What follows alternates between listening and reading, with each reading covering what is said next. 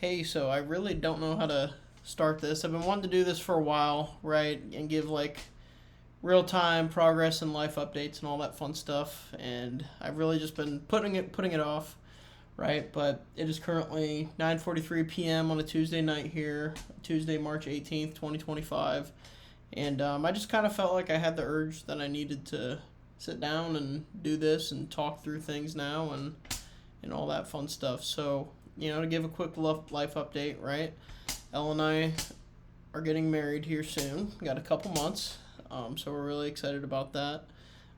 We are getting married at 19 Hawthorne in Lima, Ohio.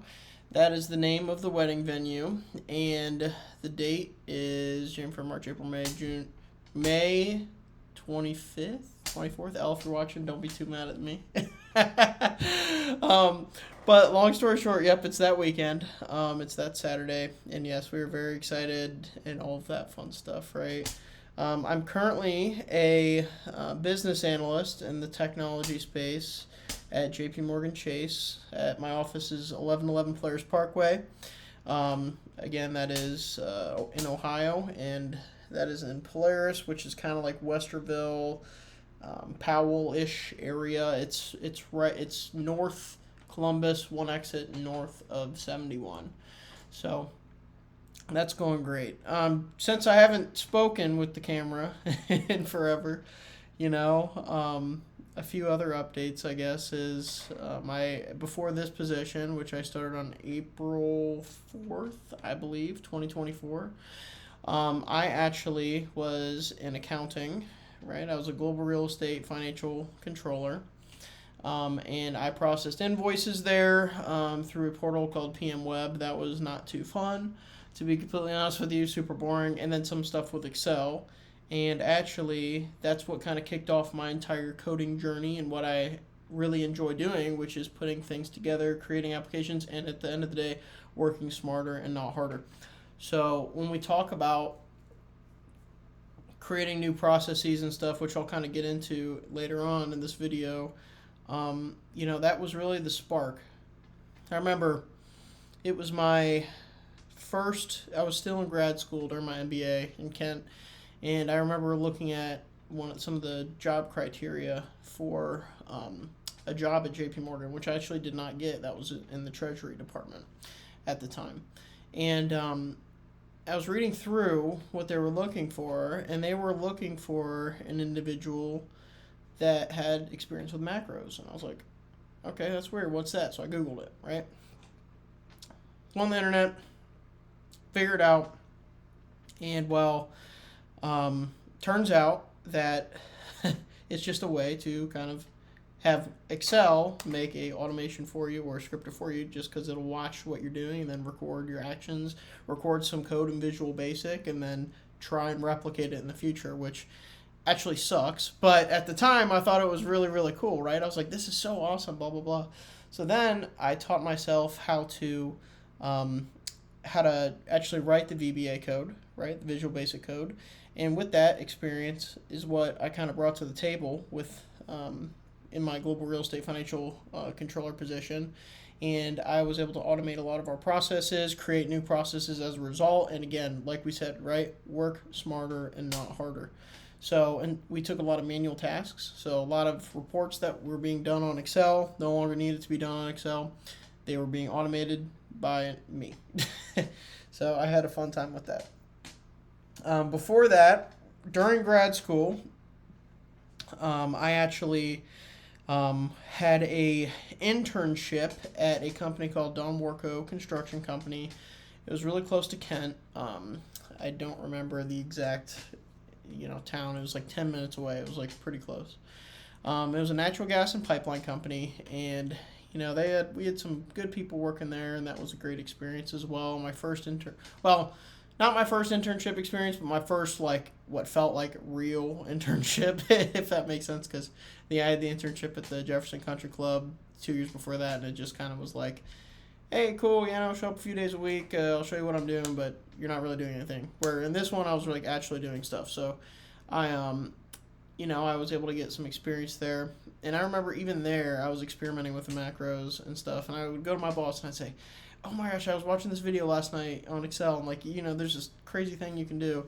And he always, they're old construction guys, right? They look at you, they're like, dude, like, no. Right? They're just saying, no, we're not going to do that and all that fun stuff. But, it was great. And then before that, right, it was just the college experience. So that's where I met Ella, right? Met her over at my friend Steve's apartment at the time, which is crazy. I can't even remember the name of that apartment complex now. But I was living at Eagles Landing at the time, and then a place called The Box. It's actually right on the corner of Summit and forget the other street, but it's right by the geology building, and that is the geology building that was there in 2020. So don't know. Just in case you're watching this in like 2030, 2300 or something, like might have changed, right? And all that fun stuff. And speaking of, it's just crazy. Like, I think of things like the timeliness of a video like this. Like, I am right now in the present recording this video for YouTube, and I know that you right now are watching this video, which is the present for you. And that present feels just as real as the present does for me now. But I think it's so interesting that we're able to capture time in a way just like this, right? And we can experience that at a later date. And not only us, right? Future generations and all that fun stuff.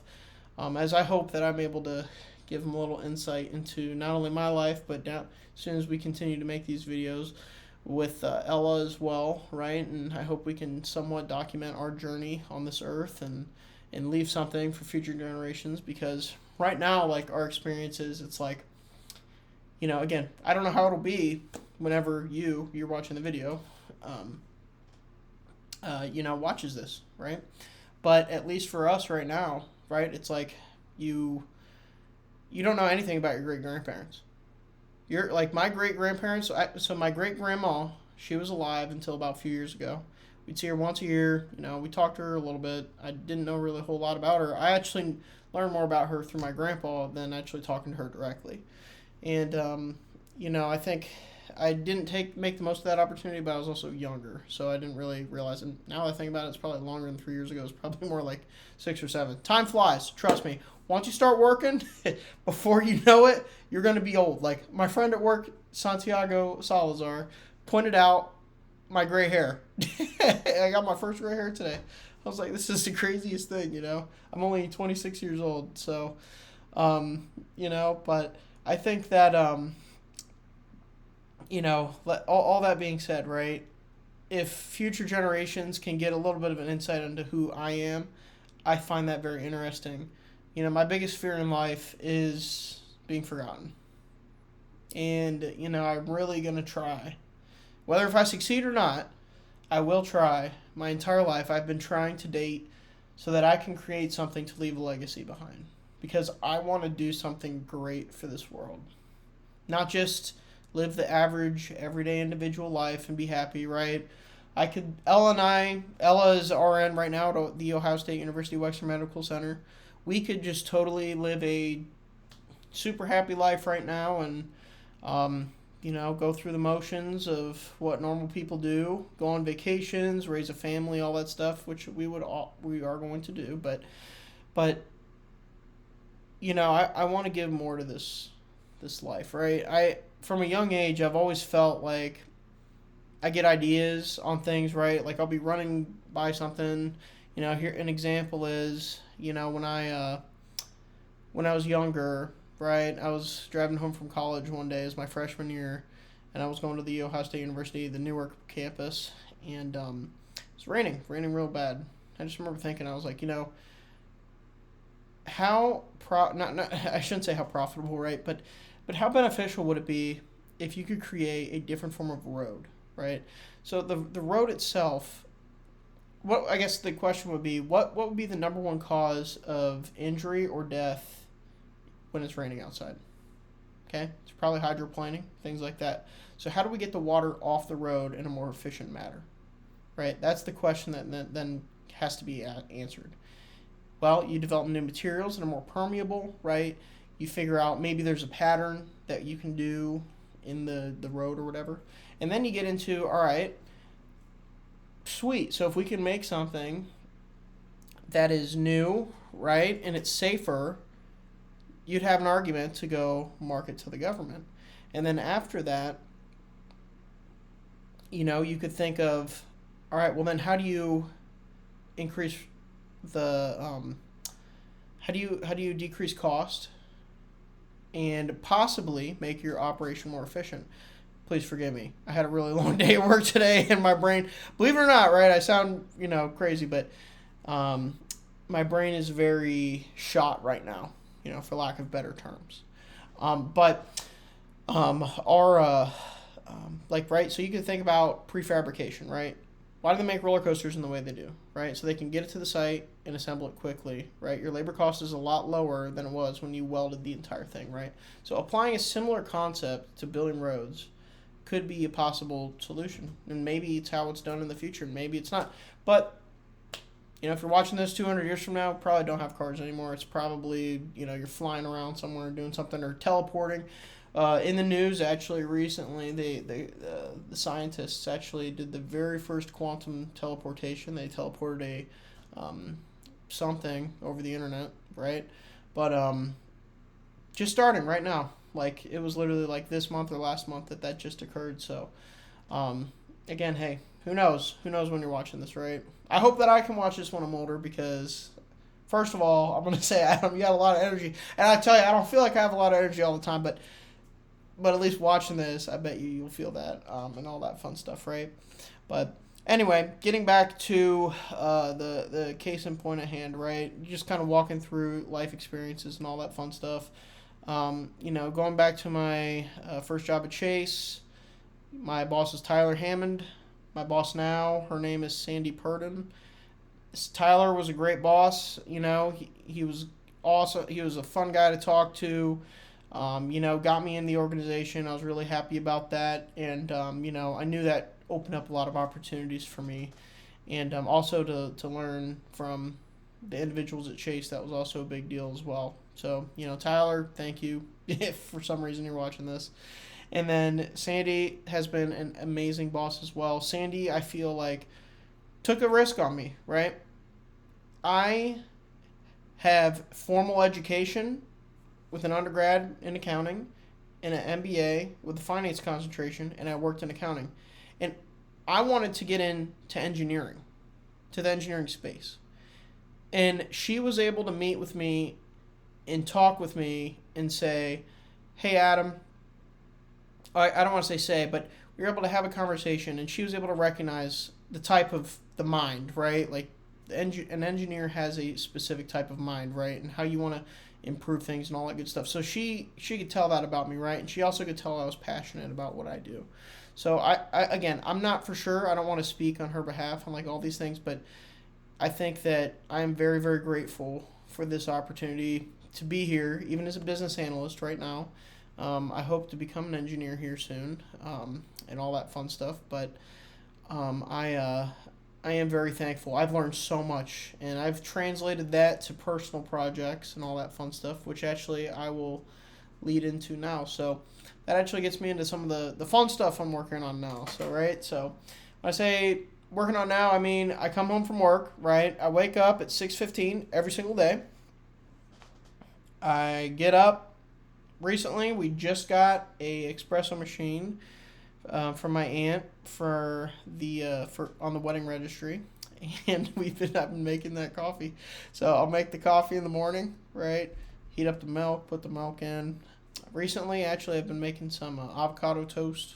I never liked avocado growing up, and then all of a sudden, you get to college and you're like, oh, this is actually pretty good, So have some avocado toast in the morning, take it with me in the car, go on to work, right? Start the day at 6:15. Well, get to work, do my thing, right? Leave work usually at 4 o'clock. And then I don't get home until about like 5 o'clock usually. Traffic usually stinks. I drive from Polaris all the way down to Pickerington. I don't want to give my exact home location simply because I don't know who else is going to be watching this. But where we live in Pickerington, Ohio. And all that fun stuff. And our neighborhood is the Villages of Sycamore Creek. So, but That's all I can do right now. And all that fun stuff. But I think that, okay, I got to get back to where I was talking. Um, oh yeah, personal projects, right? So the first thing that I did, right, is I learned a lot from the engineers on the job, right? What is best practice? What is the cloud? Right? The cloud is this huge platform where we can do almost anything that you want, host anything you want. It's so cool. I freaking love it. It is the coolest thing ever. So what I've done recently is the first project I had is I said, okay, right, I have experience in Visual Basic, I have experience in Python, and I've done personal projects with Python Django, which is a web framework, as well as JavaScript, HTML, CSS, React. So that's a front end framework as well. I suck at that right now. It's fine. And then I also spent a month learning about SQL and like databases and stuff. But again, I also suck at that now. But my goal is like literally like tomorrow, we're going to continue and we're going to start developing that database knowledge. However, what I enjoy right now the most is the back end. And the back end is like request handling, getting data, doing stuff, doing stuff with data. It's great. So what I decided to do is I was like, hey, I need to learn how to work with requests. I need to learn how to use Lambda, S3, ECS, a bunch of different things in AWS. So AWS is Amazon Web Services. Again, I don't know if in 300 years it will exist, but yeah, it's Amazon Web Services. At this point in time, it is the largest cloud provider that exists. That being said, right? That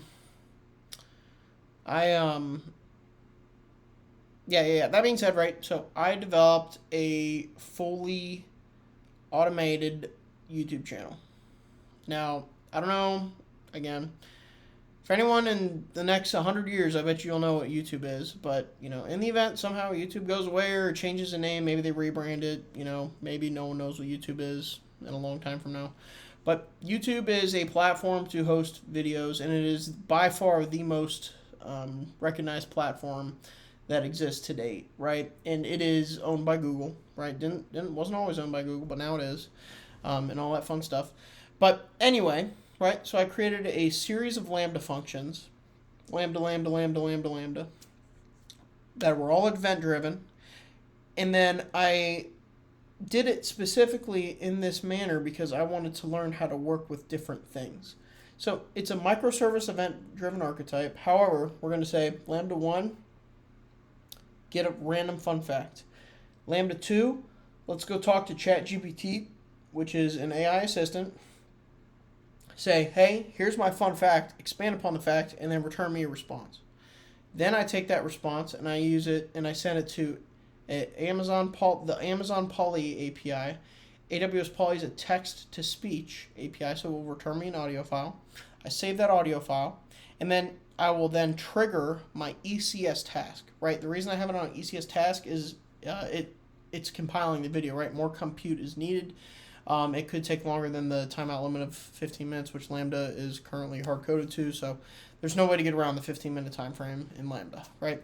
So ECS task, right? It takes stock video, audio file, combines it together, builds the video, saves it into the finished video S3 bucket. Well, it's all the same S3 bucket, but different directories, keys, whatever you want to call it, prefixes, it's in there. And then finally, that will then kick off the final Lambda, which works via OAuth 2, and it authenticates with Google, posts the video. It does it 4 times a day, automatically, fully hands-off by me.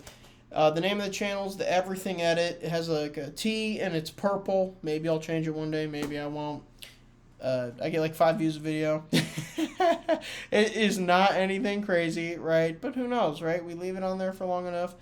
Maybe I mess with the source content a little bit. Maybe things can take off. But that's not my main focus right now, right? My main focus is what I'm working on right now. And to be honest with you, it's this. This is a Raspberry Pi 02W. And what this device is going to allow me to do, this thing cost me $20. Again, right now, that's not really that much money, right? A hamburger, for example, from McDonald's is $2. A bag of chips could be $4 to $7. A steak could be $15 right now. So, about the price of a steak, right, is what this thing cost. And this is a mini computer. So what's nice about this is I can create some code, containerize it, and then deploy it to this little thing right here, and it can do whatever I want. So I could have it do some process to go get data on the internet, or I could have it connected to a sensor, right? You see where I'm going with this? We can go get sensors, motors, all of that fun stuff, right? So there's a lot that you can do with this little thing. And what's, again, awesome about that is I have full control over it. So what I've said and what I've done is I said, all right, this is something that I want to do, and I find it very interesting. So we're going to do it the right way. So there's two ways to do it, right? I could have just jumped right into it, wrote some code, threw it on there, SSH, would have worked, would have done what I wanted to do on the local Raspberry Pi, right? But I said, no, it's not what I want to do. I want to take the hard path and do this, not just do it the right way, but also have it integrated so I have scalability moving forward, right? So what I've done is I've designed a cloud controller, right, on AWS. I'm hosting it on EC2 right now because it's just for my smart home. Doesn't have to be scalable or anything crazy, right? It's literally the minimum compute resource on AWS. Cost me about $6 a month. Again, 3 cheeseburgers, so nothing too crazy. But I will have full control over what I want it to do, and let me tell you about that, right? So how this works is you send a request, right? It goes to the API gateway. After it goes through the API gateway, it then hits my REST controller, which is a Java Spring Boot application. And then it triggers whatever endpoint. So whatever endpoint was mapped via the API gateway, and then before that, Postman or whatever, right? It could literally be an event on the internet, something, right? Then what we do is we have the controller, based off of what request we made, send a request to what's called the Internet of Things topic, and this is an Internet of Things archetype, right? So this is different. It's kind of like Apache Kafka, where it's, I don't want to say data streaming, but it kind of is. So what we'll do is our REST controller in EC2 has to authenticate with AWS Internet of Things, and it has to use a certificate. And a certificate is literally just like, think of like 1,000 random characters all in a row, right? But this topic knows that is an authenticated certificate. So what you'll do is you have to first authenticate with the topic, and then I don't know why that just went off, but then you can send these messages to the topic, right? And these messages are being sent via MQTT protocol, and there's a reason we're not using HTTP. MQTT is more lightweight, so for things like this and sensors, it's going to be easier, right? It's going to be easier to handle all that stuff. So that's just the cloud side of things, right? And it's not even the full extent of the cloud side of things. That's just the cloud side of things. So then, after I got that finished, I said, okay, I need to understand how to connect this, right? So there's a few different ways that I could do this, right? If I want to load a container on there, I could SSH into it via the command line. I could SSH into it via CI/CD, all that fun stuff, right? Pull the container, run it, remove the old container, all that stuff. Not a problem. Well, there is a problem. Scalability, right? So if I want to have 1 million of these Raspberry Pi devices in the future, that wouldn't work. You can't get the private key for every single one of these things and then manually post it, because then guess what? What happens if your app breaks? Okay, you're stuck on a version, you can't update, you can't do anything like that, right? So what the solution to the problem that I have is right now is I am going to, for each device, have a continuous deployment script. So I will have to run an initial script on it. But then that initial script's going to essentially preload a bunch of other scripts onto this device. So every time it reboots, it's going to pull a new container and run that container. It is going to send a request to see if it can get a new certificate. I'm not there yet, but we'll get there. And then after that, run essentially make the connection with the topic, and then run whatever container we container we're going to have. So the Python application, for example, right? So those are the 4 things. But before you can even get there, right, we're like, well, we need to authenticate this device with my Internet of Things thing up here, right? So again, remember, our REST controller in the cloud, that's already authenticated. But now up here, which is my Raspberry Pis, needs to authenticate with this as well. So in order to authenticate with this, it also needs a certificate. It has to be different. So I could just, again, generate a certificate, super easy, load it on there, one-time deal, not a problem. Except it is. Because, again, I'd have to do that with every single device. And I'd have to have a new thing. And I'd have to create at least 3 new resources in my Terraform files every single time I wanted a new Raspberry Pi device. That's not acceptable, right? We can't do that. So what I've done is I've said, all right, we're going to use what's called a Internet of Things fleet provisioning template. The options were that or create a certificate authority, and I'm not doing that. At least not right now. I don't have the skill set for it yet. But essentially what this fleet provisioning template will do is it will say, hey,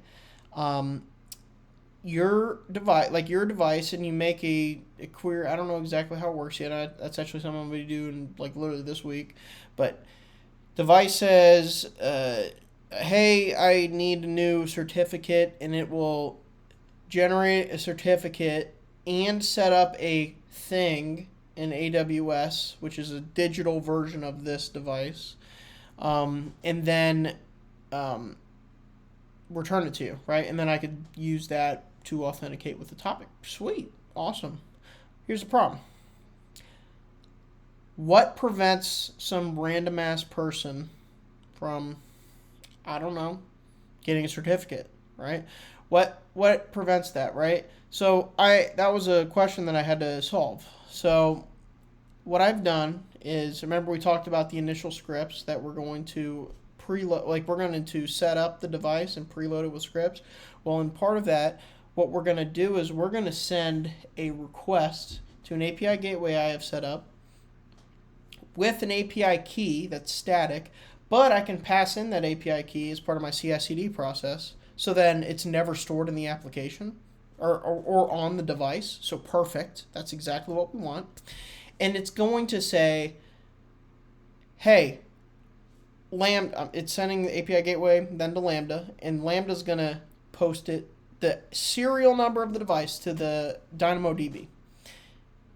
But Lambda is also going to say, hey, Dynamo, does this serial number already exist? All right, if not, cool.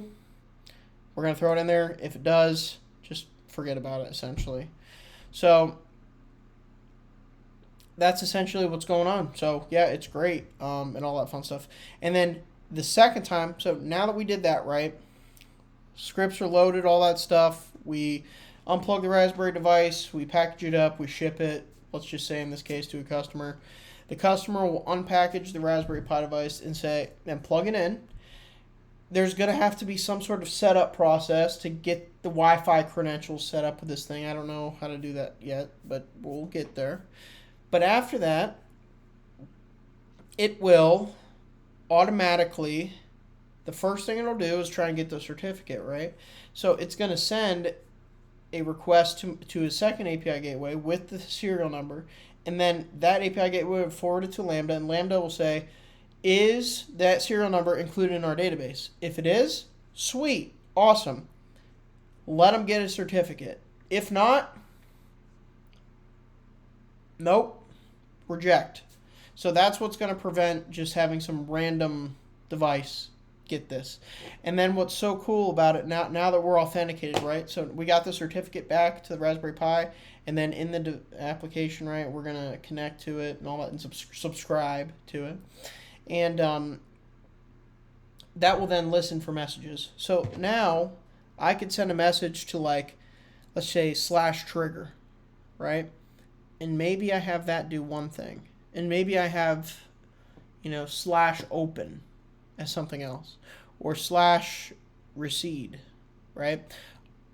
All of these could be different functions on the application that we create for this. So we can then have a multi-purpose device that is triggered on our command and remotely. I could be in New Mexico and I could have something happen at my house, all because I have it set up through the cloud. So that's what's so exciting about, like, all this stuff, right? I have future aspirations, for this project, but I'm not going to share that with, everything today. I'm sure that if that goes as I'm hoping, that we will have follow-up videos at some point in the future, and all that fun stuff. So, but yeah, no, that's really been all, for what I've been working on and all that fun stuff. And, other than my stuff, I don't want to get into the details of work or anything. It's work, maybe that'll be a different video, but not today, and all that fun stuff. But on that, it's great, A few final things before I wrap up here. Bachelor party's coming up in 2 weeks. Super excited about that. It's going to be fun. We have 11 guys going. Let me just pull up the list here because it's going to be a lot easier to show you instead of go through it. So I don't know if you can see that list there. Eric is the only one that's not able to come. It's Rocco Acabone, Clayton Mathill. He's my cousin. And then everyone else there. Again, I don't know. Chris Schwab. I don't know if so. I don't know. Again, if and when whoever will be watching this, but just in case if you're ever interested in, like, who my friends were, what they ended up going on and doing, all that fun stuff. That would be good, I think. So, but yeah, I mean, again, I have big dreams, big aspirations. I'm 26 years old, and the goal is to have something going by the age of 30, because that's when I want to start having kids. So, whether it happens like that or not, who knows? It's all up to God's plan. I do believe that. But I think that, with that, probably a good spot to wrap up. And again, I just still think it's weird that I could talk to you through the camera and you're in whatever year, you're in whatever time, maybe months from now, years from now, decades from now, centuries from now, who knows? But I'm able to talk to you through this method, and unfortunately it's one-way communication method, but,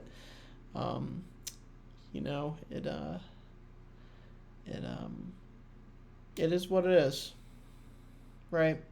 And I'm grateful to live in the time that I am.